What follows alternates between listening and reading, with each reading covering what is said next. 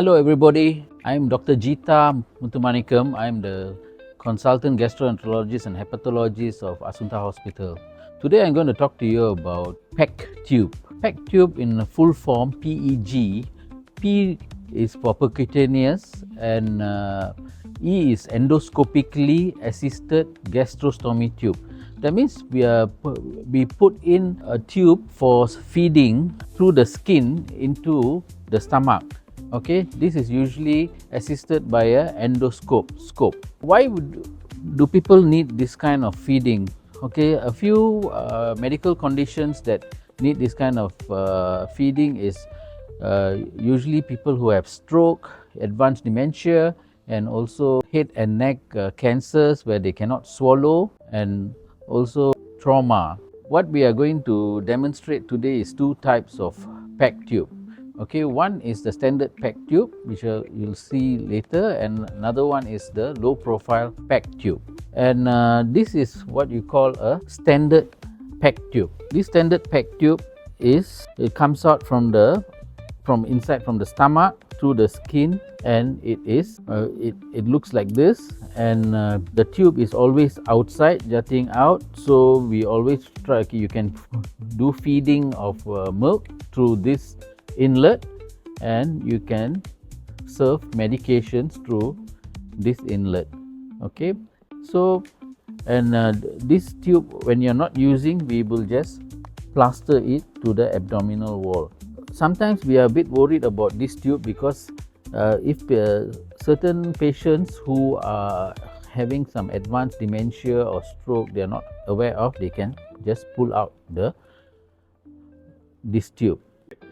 Okay, another thing that we can do is before we feed, we can always try to aspirate whatever food or stomach content which are in the stomach, so that we might not overfeed the patient.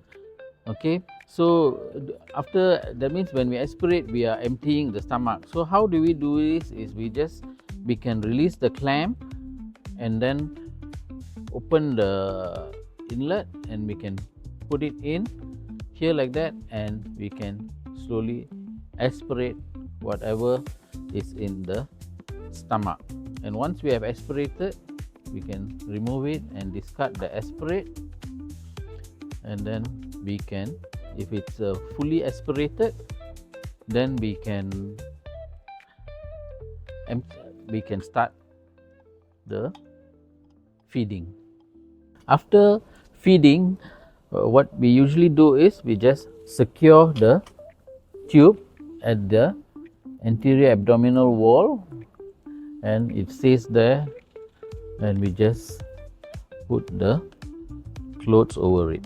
Okay, the second type of PEG tube which I'm going to demonstrate is called the low profile PEG tube. As you can see, compared to the previous one, this is a low profile PEG tube which is fixed to the skin, and sometimes it's called button PEG tube because the opening is like a button type of a PEG tube. Okay, how do we do feeding in this? Is very easy. We just open the button. The feeding tube is separate. Okay, you can see this is the feeding tube. Okay, so there is a inlet to put the feeding tube, and then you can lock it, and then there is a clamp here. You unclamp it, and then you put the syringe there, and we will pour the milk inside through the syringe, and the feeds will pass into the stomach by gravity. So this is easy. After feeding, we just clamp it here, remove the feeding tube, and then we just unlock it, and we button it back, and we just leave it like that, and we have put the clothes over the button. Now, the advantage of a button is the tube doesn't jut out. The risk of pulling out the tube is less, and also cosmetically it looks very nice, and and the patient also doesn't have uncomfortable feeling with a standard tube. Okay, finally, to put in the initial PEG tube, you need a minor procedure, and then the PEG tube, after inserting it, it can last for at least a year if it's looked after well. And there is studies done. If you feed via PEG tube to patients, their nutritional status are better compared to a nasogastric tube.